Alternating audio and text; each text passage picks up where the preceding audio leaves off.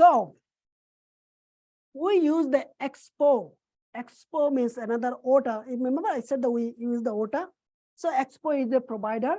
We actually use them to actually deploy, release our app under the hood, means OTA, over their update.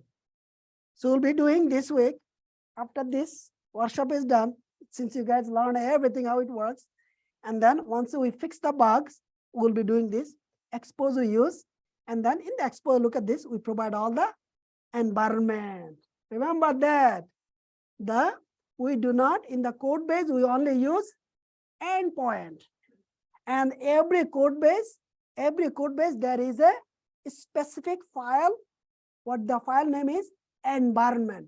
What you store? You store the specific information, the API key, secret key, the database information, database username, database password, and then you use any third-party API URL, third-party API token, everything you use in the environment file.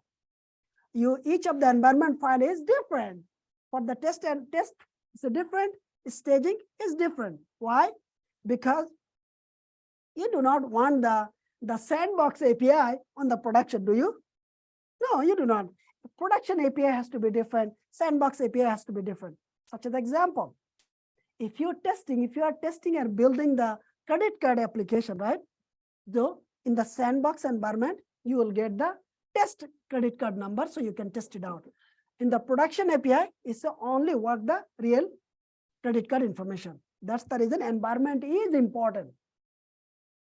Okay, it is very important because Cloud Apps actually separate everything through the environment file.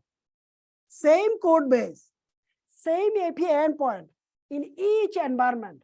They are all same, no difference. Difference is environment. Environment is information is different.